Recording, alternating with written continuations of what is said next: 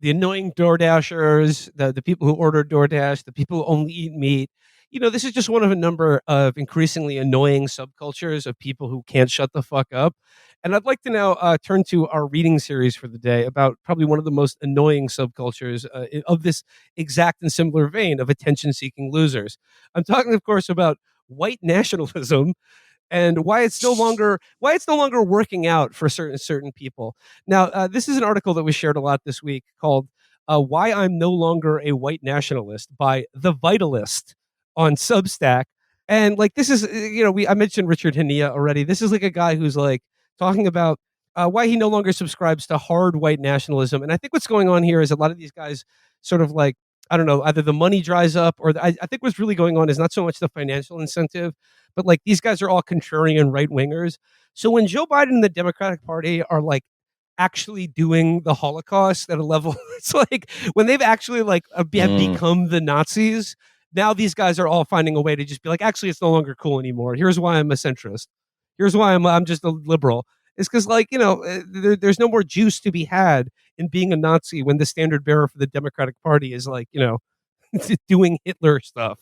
But the article is very funny, and it's one that I dearly wish our colleague and friend Matt Christman were here to share with us, because basically the article is about what made him lose his faith in white nationalism was moving to a very white part of the country, in this case the Midwest, and discovering that the sort of stock of Germanic Midwestern white folk were just not to his liking. They were not Nietzschean men of destiny. They were just basically college football fans who were just nod their head pleasantly when you pass them on the street, and that disturbed him greatly. So this is by The Vitalist. This article is, there are some great mental images that conjure in your head when you get to the part where he's just quaking with rage while talking to somebody in a super America. In this article. So it begins, in this piece, I'll explain why I've stopped calling myself a white nationalist.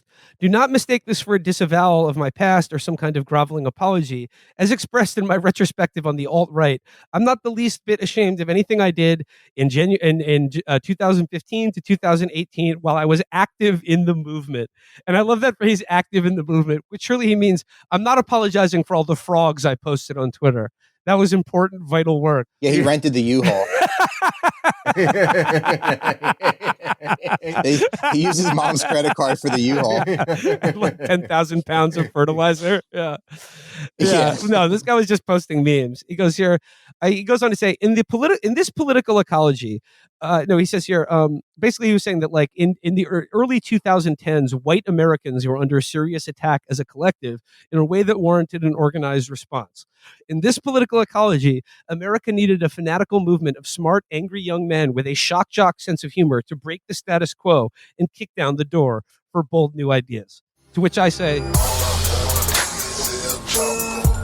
mission accomplished. Yeah, we started this show for white people and by white people and with white people. Yeah, do you know how long it took us to have a non-white guest on the show? Come on. Where's our credit? Yeah, you're looking at him. He goes, my reasons for leaving hard white nationalism, which he differentiates from soft white nationalism, a distinction I won't bore you with. But he says here, are pretty straightforward and uninteresting. It was an idealistic and aspirational project meant to orient the alt-right in a big, bold direction, but was obviously not a tenable program for the immediate future. So then he goes on here. In 2018, I moved from a racially diverse swing state in the Sun Belt to a homogenous red state up in corn country. The decision was largely motivated by politics. I was looking to retreat to an imagined Hyperborea free of crime and degeneracy where my Volk had political autonomy. The next 2 years were the most miserable of my life, but they were also among the most instructive and ultimately were what made me leave white nationalism on an emotional level. To put it bluntly, most of my white neighbors and coworkers basically resembled hobbits. They had no ambition to them, nor any aspiration of greatness, nor did they think about the world in a dynamic way. The more educated among them certainly stayed informed about the wider world, but they largely took it for granted that their immediate universe was a static place where nothing would ever happen. And the horrifying thing is, that's how they liked it.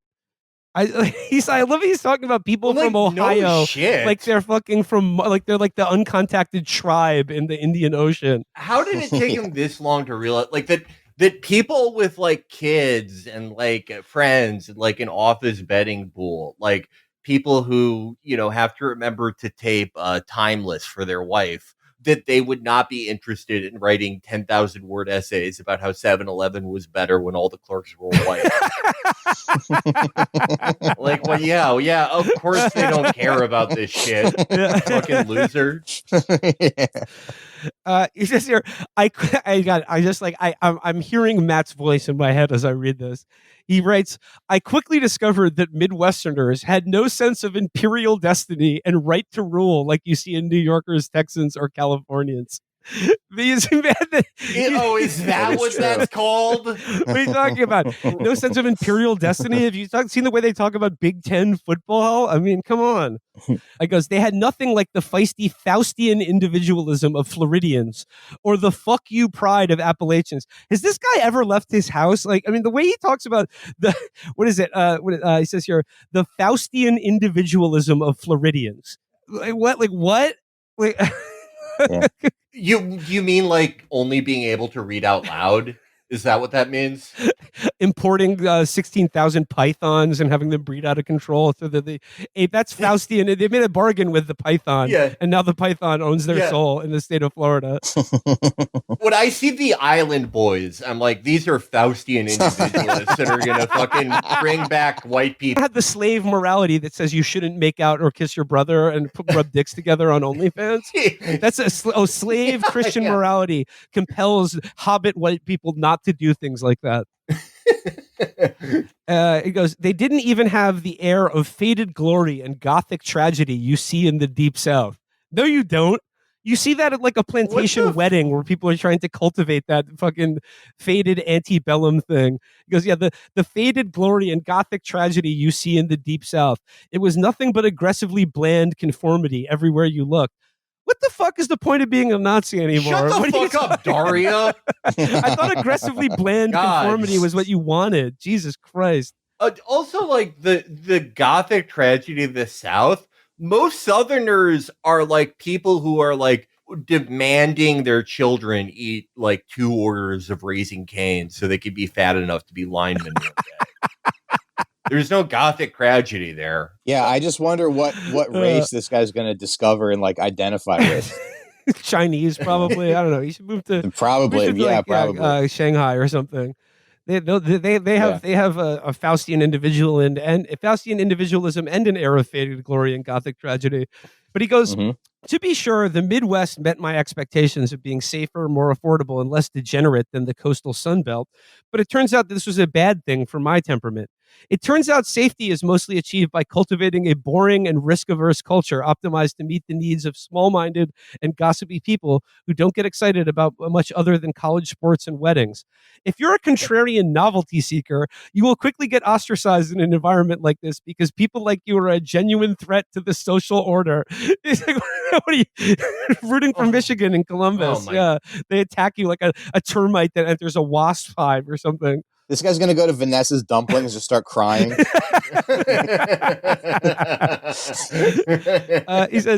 He goes, people like these see you as a genuine threat to the social order. You can make friends with 95th percentile openness people who you see as a curiosity, but when push comes to shove, they will never choose you over the Shire. Like this guy's understanding of the world is Lord of the Rings. He's thinking of a book again, not people. And he's like, I just love him just being like, having everyone in his town despise this fucking loser. And they just be like, these hobbits, they will never leave the Shire. They're too simple-minded to see the ways of Gandalf the Grey. He goes here, it turns out affordability also produces a dearth of luxury and vastly less impressive elites. Gas stations and convenience stores in the Midwest are much nicer than where I grew up, but the city centers are also equally less glamorous. And people who rise to the top of the food chain are never quite as inspirational as they are in places where things are actually happening. They stop being sharp or hungry really early on in life. It's like they universally have a big fish in a small pond energy. They work hard until they can coast off a cynosure, at which point they become totally unremarkable and function on autopilot for the rest of their life. like he's just describing what being an adult is like. This is like how I think this is just a guy entering his 30s and being like, what? There is no heroic reward to any of this. I'm not in control of my own destiny. I just have to go shopping until I fucking die. Yeah, pretty much. It's a better quality of life than like 99% of the humans who have ever existed lived, but you go off. He's like, I thought I'd be living in a sewer with my 3 brothers practicing karate. You know, there's a lot of disorder in New York City, what with all the ooze and whatnot. But you know, there's also great masters like Leonardo, Donatello, and Michelangelo. They produce great art. I normally hate the term cope just because it just gets applied to everything. It's just meaningless like everything else. But this is like one genuine example of it, where you go to a place where I just haven't heard of this happening to too many people, that they go to like fucking Wisconsin or someplace and they're like, well, 8 years in and no friends.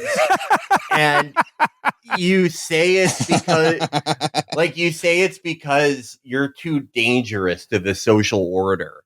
Like it's like fucking Footloose. Everyone in town was like, oh my god, this guy who talks about how Alexander the Great, sunned his balls he's too smart for me. Let's ostracize him. Was it the phrase he used about like I think it was like describing yourself as a contrarian novelty seeker, and then describing the people you're attempting to make friends with as the 95th percentile openness people. What the fuck are you talking about? Do you know how much post you'd have to have read to know what he's referring to with the 95th percentile openness people? Yeah, how is this different from like gifted kid bullshit? This is gifted kid syndrome. Yeah. And Felix, and if you want to talk about cope, he goes on to talk about the dating scene as well.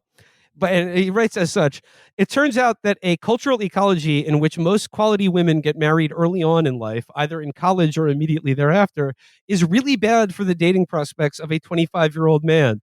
In practice, a society that encourages late marriage is actually much better for more bookish, eccentric guys who tend to be late bloomers in developing their masculinity and ability to seduce women. Boy, oh boy. Okay, look. Yeah. I lived in one of these places, and I'm one of the most disconcerting people to ever live. In Minnesota, yeah, I'd imagine.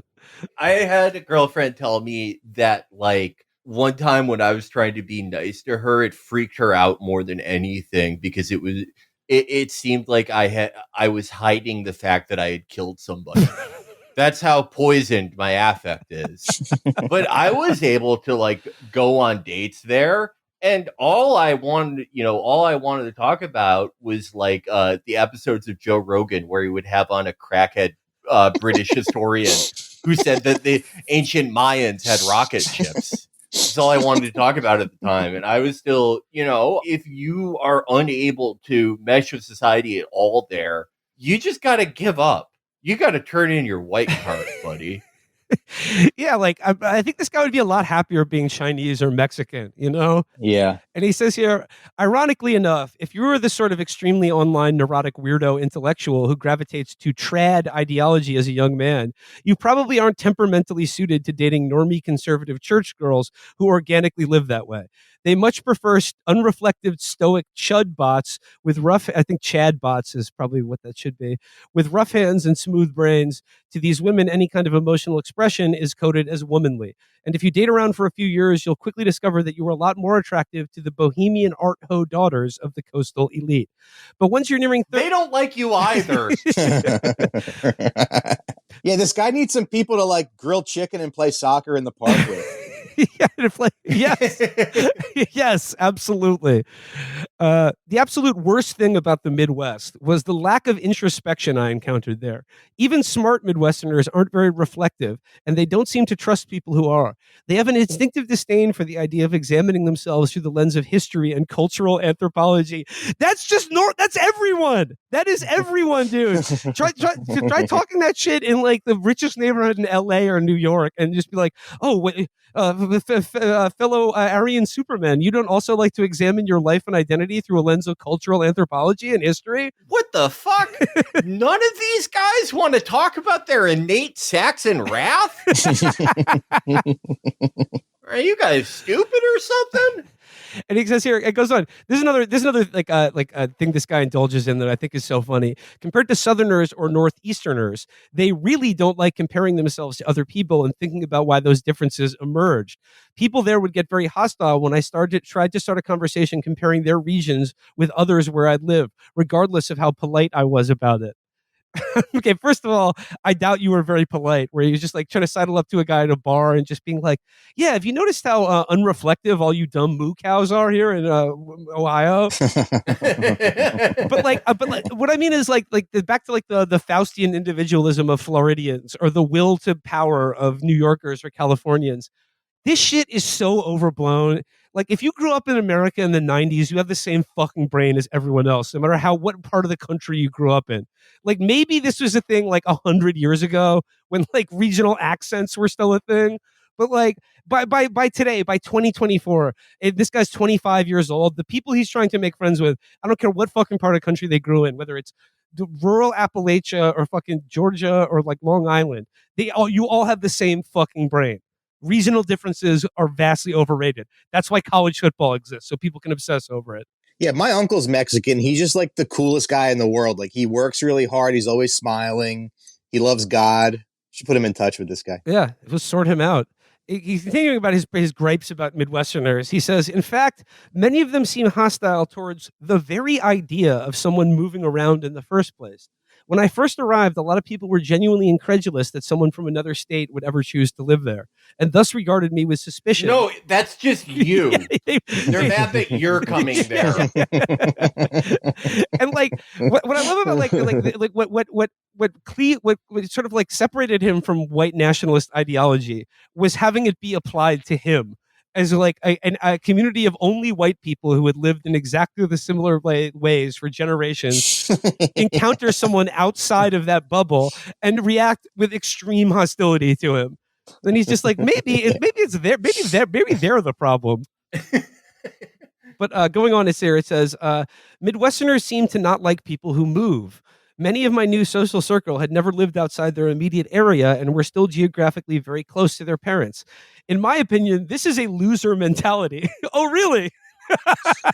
Unlike everything else that we've heard in this, that's all cool. America was conquered by pilgrims and pioneers and hard scrabble immigrants. A good American is supposed to chase opportunity wherever it exists. When we smashed Dixie, we were also smashing the feudal lord peasant fixation on some cheesy loyalty to the land.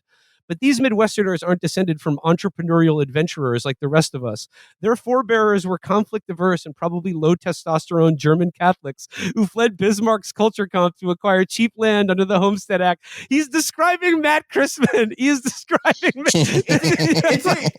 If this guy encountered Matt Christman in Manitowoc, Wisconsin, in his like pure Wisconsin form, he would have turned to cinder. He would have turned to ash at trying to engage Matt in conversation. Like, Matt would have torched this guy to fucking a Hiroshima like shadow on the fucking supper club parking lot after a fucking brandy old fashioned. It's also like these people's ancestors were literally the people that crushed Dixie. Yes, like, you're absolutely, fucking idiot.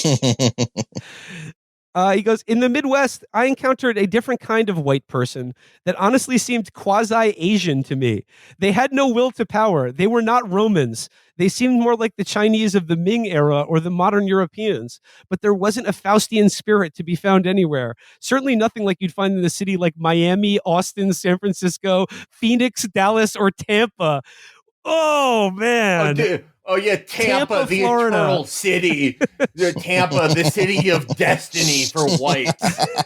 The new Macedonia. Tampa. It goes, well, I no longer consider white people to be my primary in-group. Yeah, they don't consider you to be in their fucking in-group either, dude. They don't consider you to be like, you're a loser when you say things like, I don't consider white people to be in my in-group.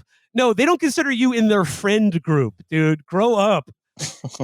Stop going to school. What is this shit? Race certainly remains a crucial part of my identity, but now it stands alongside many other important factors in determining who I relate to, including nationality, ethnic heritage, culture, language, religion, social class, profession, and so on. These factors intermingle and shape my identitarian sentiment in hazy concentric circles, a kind of right-wing intersectionality. I love that this asshole this asshole in his early 20s set out to conquer the world on his own and to move from the Sun Belt to an ethnically homogenous Midwest. Based on the to Cleveland. Yeah, to Cleveland. Based on the idea that all white people were his in-group. And that after 2 years of this shit, the people who he can relate to are factors include nationality, ethnic heritage, culture, language, religion, social class, profession, and so on. There are probably continuing factors over who gets in his friend group because white people as a whole, he couldn't find a safe landing there. So now he has to like cleave humanity down to an even narrower bandwidth of acceptable behavior of people who can like stand to be in the same room with him. Like he's on the verge of doing like the 1619 project for annoying white people. yeah.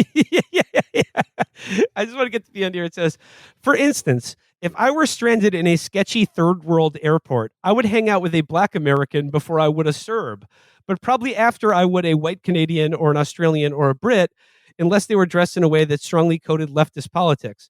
I knew the black guy voted Republican, or I knew the black guy voted Republican, in which case I'd probably choose the black dude. None of them are choosing you. They're instantly like if you go near any of these people and their kids, they're instantly getting airport personnel. Hey, a weird guy came up to me and started talking about Saxon destiny. Can you kill him? I just love it. Like, this is kind of similar to Richard Hania's thing where he imagines how Sean Hannity and Tucker Carlson might react to seeing boobs. It's like the increasing cast of characters that this guy is inventing in his head about people who could theoretically he could acceptably share a beer with is just getting more and more baroque of a fantasy. It's just like, well, if the Serbian guy was under 6 feet tall, I'd probably feel a little less intimidated. But, still, it'd be better if you were an Australian. Yeah, this reminds me of like when you would be on a forum and a 37-year-old Malaysian furry with cystic acne would be like, I would never fuck Christina Ricci. And I have great news for you, Ben. I sort of like finish it out, though. It says, there's always been an annoying asymmetry to writing about your departure from youthful radicalism. When you find out a mainstream 30-something liberal had a Maoist or tanky phase at 23, it's considered perfectly unremarkable and probably even rude cringe to make a big deal out of it. But until very recently, when you found out a mainstream conservative had a far-right phase, it was considered grounds for ostracism, even decades after the fact. As Delicious Tacos aptly put it, a far-left phrase is treated like a woman eating pussy in college, while a far-right phase is treated like a man sucking cock. To which I say, that's the first smart thing you said all fucking day, sir. That's the one line. Just end the rest of the article. Like, you shouldn't have written anything else other than that. Yes. Yeah, this is just the beginning of his journey to being like a regular gay guy. I wish him the best of luck. Yeah, he'll be at Wegmans with his husband in like 10 years, yeah. Perfectly nice guy. Back among men of destiny here in downtown Brooklyn. Yeah. Yes. Just like the places that he thinks are like, this is Byzantium. This is the last like rump empire of white people, are like Phoenix, Arizona. That's so fucking, man. Like, white people need better cheerleaders. Yeah. I keep thinking about what Palma told us. Like, we are addicted to losing, and like, I'm going to become a white nationalist, but just only to get rid of white people like this. I care about the white race so much. We need to cleave ourselves of these fucking losers before they ruin it for everyone. Yeah, we need to get rid of these types of white people and bring back like Don Johnson type of white people. Hey, he's still alive. He's still around. Yeah. but he's getting old and there's only one of them. That's true. That's true. Could you ever picture him being like, oh, where is the arrows here? I've just spent this entire time you guys have been reading this article trying to map Lord of the Rings onto the Midwest. And my pitch for it is an erudite New Yorker arrives to 4 guys in a cornhole league in the west side of Cincinnati to lead them on a quest to throw a cursed Heisman Trophy into Lake Huron off of North of Mackinac Island with the help of a lithe Minnesotan, a rotund Chicagoan, and Brian Quimby, who I consider the Aragorn of Ohio. And Saruman is Jim Harbaugh, who's just decamped to San Diego. Yeah, exactly. Yeah. I love the idea of Brian Quimby talking to the Ghost Army. Yes. Come on, you guys told my dad that you'd help me out. My dad and your dad were always cool. Come on. Well, there we go. That's the Midwest as seen through the eyes of a Nazi. It's like, because if you had shown the Midwest to an actual Nazi, like right before they died in Stalingrad, they would be like, yeah, it's good.